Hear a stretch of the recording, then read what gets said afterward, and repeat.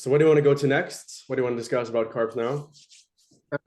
Okay, so um, oh yeah, for those people who want to burn fat and who want to maintain low glycogen stores, um, I just wanted to mention that so it takes about 24 hours for your liver glycogen to deplete, and then if you want to deplete your skeletal muscle mass glycogen, that's going to take a lot longer. So maybe roughly a third of it is going to be depleted after 24 hours. So if you want to deplete it faster than that, then you may want to do some low intensity cardio to get rid of that glycogen. And once you're in that state of ketosis, I would suggest taking at least like 35 grams of carbohydrates, or maybe even a little more per day. But you're most likely going to get that from the vegetables that you're eating. And reason being is your brain uses uh, glucose as its main energy as its main energy source. So you will need to supply your brain with these with like 35 grams of carbohydrates a day. That's an absolute minimum. And in the beginning when you're entering that state of ketosis, you may experience some brain fog because your body is so used to using carbohydrates for other functions. So it might take a while before that brain fog has gone and your brain is now claiming those 35 grams a day. Hmm. Yeah, your bodily functions like kind of need more around like 150 grams to function properly, like as a very minimum.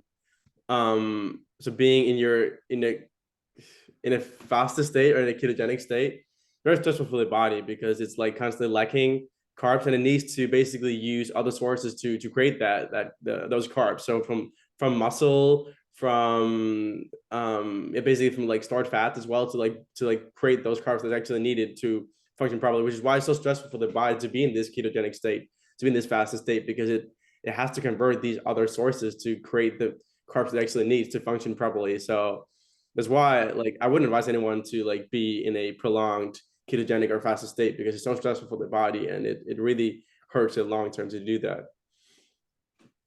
Well, yeah, but a lot of people in our society actually have excess fat, and there's a danger to that too. So you might want to consider going for a ketogenic diet, but I would suggest refueling on carbohydrates every now and then to shift out of that high cortisol state. Yeah, definitely need to, if not to stay in that constant. That's really hurtful. And the thing is also the dangerous thing too there is that, so if you're very fat and you have a lot of bad fat stored in your body, then you basically burn that very quickly, can be really hurtful for the body as well. So actually decreasing fat slower, if you have a lot of bad fat stored, is actually much better for your body because you can handle it much better than if you do a lot of like burning your fats very quickly and it's really bad fats that are constantly burning, you causing tons of inflammation and cortisol spikes, and your body is like struggling intensely from Mhm. that. So that's why, like, even with that, I would still recommend that you basically decrease your body fat slower instead of doing it quickly Yeah, because most people that are fat, they have all these bad fat stored. yeah. It's just usually like even being fat, usually just a sign of that you have a lot of bad fat stored because the more bad fat you have stored, the lower your metabolism tends to work as well. So like just seeing someone is fat, you usually know that their metabolism usually working pretty poorly, and they usually have insulin resistance. They usually can't burn carbs that well. So you can actually usually see it in a person even just without even going. And even you see also skinny people that have like kind of a gut.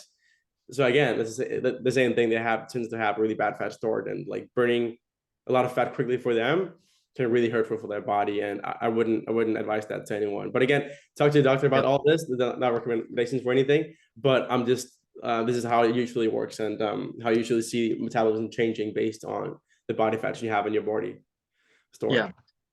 I just would never take a too aggressive approach to either gaining weight or losing weight. I think a 10% calorie deficit or a 10% calorie surplus is quite a lot already. Yeah. So personally, I take it as a maximum when I'm trying to gain or well, I'm always trying to gain weight because I always lose it when I go on holiday. I get sick and lose 7 kilos in a few weeks. Yeah, Yeah, it happens every time, right? fuck my life. Yeah. Yeah. Yeah, the thing is also what did I want to mention? Oh shit, I forgot now. Okay, well then I'll have something else to mention. Sure. There are more efficient ways to replenish your glycogen stores than simply taking glucose. The fastest way to do it is by actually adding some fructose and adding some protein. So if you take like 1 gram of protein per each 4 grams of glucose, then your glycogen uptake is going to be much quicker than when you only take glucose. And the same applies for fructose. If you take like 1 gram of fructose per 5 grams of glucose, then the glycogen uptake is going to be quicker as well. And the reason being for this is because they are metabolized in different ways. Your liver will process all your fructose, whereas your glucose may surpass the conversion from fructose into glycogen done in the liver. So therefore, combining these nutrients will cause a faster replenishment of glycogen. Hmm. Yeah, it makes sense.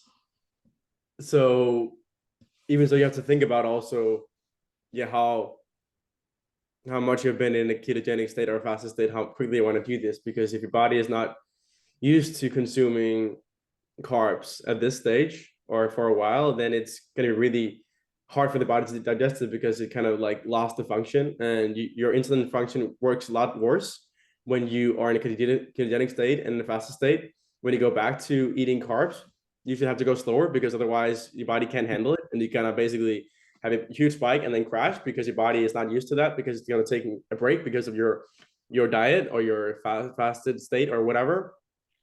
So even like doing all these different things, so like replenishing quickly, probably more useful for athletes or people that are working out tons, because people that haven't consumed a lot recently, it could be even worse to just to get the like get it stored in your body again quickly, because it could just lead to this intense crash where you just get a huge dip in energy because your body can handle that.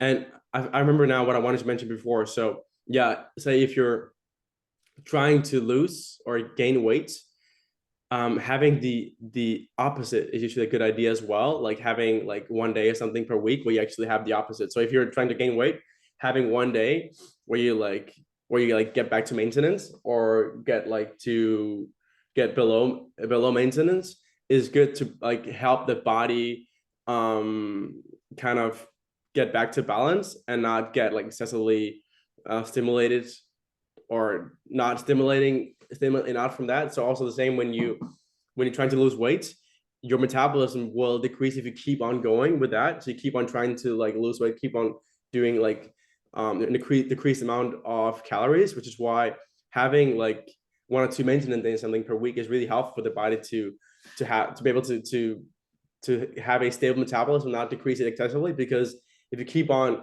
going on that path and just keep on like decreasing calories, your metabolism is going to decrease, and you're gonna have to eat less all the time, and you're gonna have to burn more all the time. Otherwise, you can't sustain it. So that's why you see people that like go on the like fat loss journeys of like say months and like have no breaks at all, no maintenance, nothing. Like at some point they maybe go from like I don't know 2.5 thousand burn to maybe like 1,500 or even less, because their body just keeps on decreasing the metabolism function, because it thinks it doesn't need a lot of calories because it doesn't gain it. So I have to find a way to cope without all these calories. So that's why having like these short breaks of like say a day or two per week is really helpful to make the body able to kind of keep guessing and not like kind of adapt to that new period that you're going through, because the body is like always trying to not lose weight because it's structured like that through like periods in the past where we have feast and famine periods. So it's always trying to like maintain all the fat we had in the body from back then. Is how the brain was, or the body was built. So having these periods of change and not constantly going on one path is really helpful to get this power balance, which you want for anything. Yeah, I totally agree with that. And I'm actually still applying this myself on days that I'm not working out, especially if I'm doing like 2 consecutive days of not working out. And on the second day, I'll do some fasting in the morning, and I might have I'll definitely be in a calorie deficit for that day. And as I mentioned before, if I'm working out early in the morning, then I'll definitely have carbohydrates in the evening. And depending on what kind of workout it is, if I'm training my legs, I'll have a bunch of carbs. If I'm doing like a push or pull workout, I'll have less carbs than when I'm doing a leg workout. Another thing that I wanted to mention is that like 1 kilo of muscle will help you store 15 grams more muscle glycogen. So if you gain 10 kilograms of muscle, your skeletal muscle mass will be able to store 150 grams more glucose in the form of glycogen. So basically, the more lean muscle mass you have, the more you can eat. So this is good news for some people. Bad news from others. Yeah.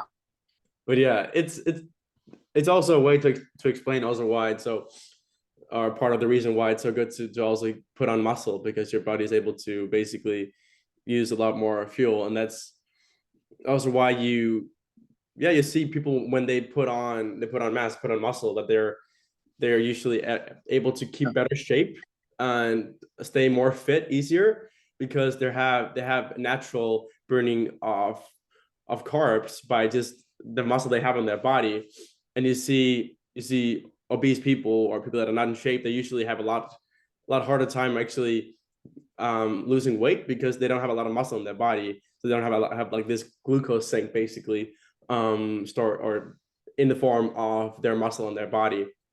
So another reason why it's really good to actually put on muscle, to be able to burn that, because this like 10 grams of, or 10 kilos of muscle is actually not that much if you're like regularly working out. It's easily sustainable, and even you can even have more than that, but like 10 kilos resulting in 150 grams is a big difference. Big difference. Yeah. So you can basically eat 150 grams of carbs, which is 600 calories more, and store them as muscle glycogen before storing them as fatty acids. So yeah, this is if you're overweight, just start lifting, and it's the best. Everyone should be lifting weights. And if you have knee issues or whatever, just do the things that you can do. Like if you cannot perform a squat, perform leg presses, whatever. Yeah, for sure. And muscle is so great also for other functions, also like immune function as well. Like you see also like these frail elderly people that have very little muscle mass in their body, and they get sick much easier. So they both, like in terms of like falling, like they can easily get injured from that, but also like their immune system works much worse and don't have a lot of muscle in their body. So they're able to die from a lot more from diseases than otherwise, because their immune system is key in like coping with all these different diseases they could get, whether it's cancer or it's like even a simple infection. It changed a lot too. Yeah. So anyone would ideally work out their muscles. I would say at least one time per week, but ideally more than that. Yeah. One more thing I wanted to add is that fructose is a pretty bad precursor for skeletal muscle glycogen. So you can, if you eat too much fructose, then the excess in fructose is going to be stored as fat near your liver, and this may lead to this increases your risk of non-alcoholic fatty liver disease. So this is not a problem for people who are active, because they use a lot of liver glycogen. But if you're sedentary and you're not using your glycogen or your glucose from your blood, then you're more likely to store this excess fructose near your liver. So on the other hand, if you're quite active, then you're probably using around like say 80 grams of fructose stored as glycogen from your liver a day, and this equals like 160 grams of carbs from fruits, which is quite a lot actually. So I think most people need not worry about this, but some people may need to worry about this. Say if you're eating a lot of corn or something and you're sedentary, then that may cause problems. Yeah, but it just ties to the whole thing that people should always eat what is tied to the activity levels during a given day. So if people are just sitting around all day, they shouldn't eat a lot anyway because their body doesn't need it. Mhm. So Yeah, like they will only do their body worse from eating a lot if they actually don't use the fuel at all. yeah. So that's the thing with anything that it's all about tying. Like is it how people like humans have always lived. Like in the past too, people were hunting and they were then eating after that hunt, but like for the food they actually worked for, and they were like using a lot of activity to actually gain, so they could eat a lot of food. But if just sitting around all day in the office, not moving at all, of course we don't need a lot of fuel. Like the body doesn't need a lot to sustain itself. So it's really important to always focus on tying it to that with carbs or protein or fats or whatever we need. I'm curious. So for you in terms of carb consumption, so from a day where you work out and a day where you don't, how do you differ that? I mostly have a low carb breakfast, just eggs and butter, and then later on I'll have some fruits and maybe some other types of carbohydrates for dinner. Ideally, I'd go for something a bit more slow, like maybe potatoes and a bit more nutritious than rice. But I'm currently in Thailand, so rice is very available, very readily available here, and other types of protein are less readily available. Mm. So okay. I'm curious. If you can mention like your top 10 favorite carbs, which ones would you go for? Top 10 carb sources. Yes. Um, well, I would say fruits because I'm just gonna go with I'm just gonna put them together. All right, I'm not gonna mention specific fruits. I think fruit in general is just great because you get like most of the time fruits contain like half glucose, half fructose. Now, if I'm quite active, then I'll probably use like 80 grams of fructose. So I can get like 160 grams from fruit, and I'll get a lot of fibers and a lot of other micronutrients like vitamins and minerals from those fruits. And besides that, I think potatoes, sweet potatoes, are also very nutritious. They're a great source of carbs and fibers. But it's all about timing and my requirements. And if I have had a heavy workout, I train my legs, then I will prefer carbs that are easier to digest, like plain white rice. Yeah. So yeah, I think those are great. And then number four would be um, vegetables, starchy vegetables, like beans, for example.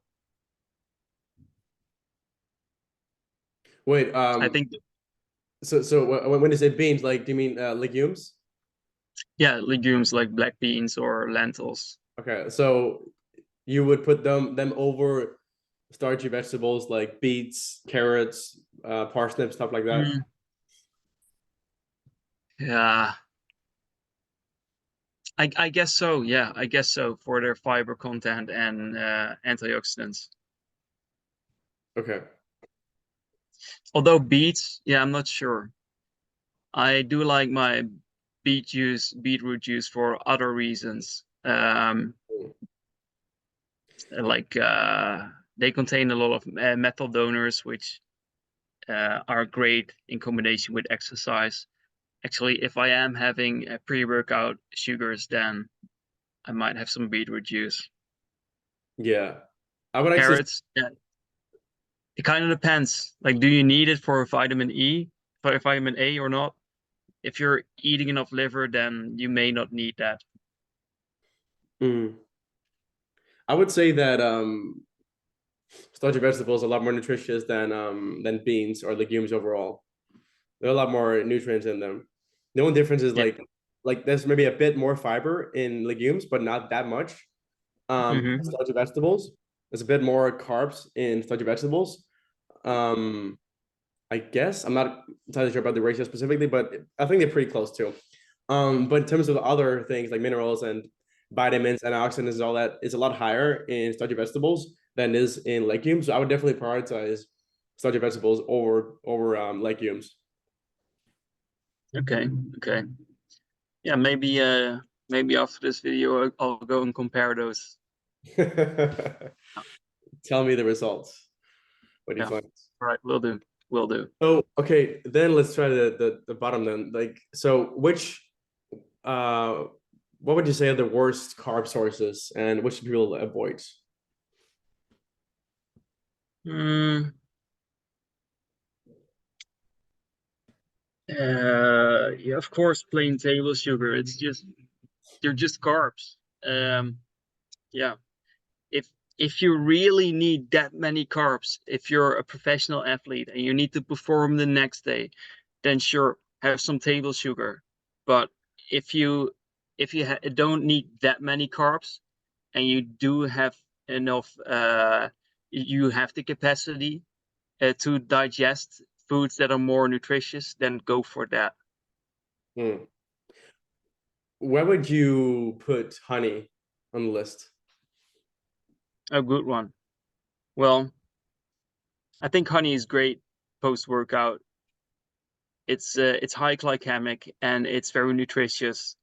Um, so yeah, if you're healthy and you're consuming honey at a point where your body needs those carbs, then sure, by all means take them.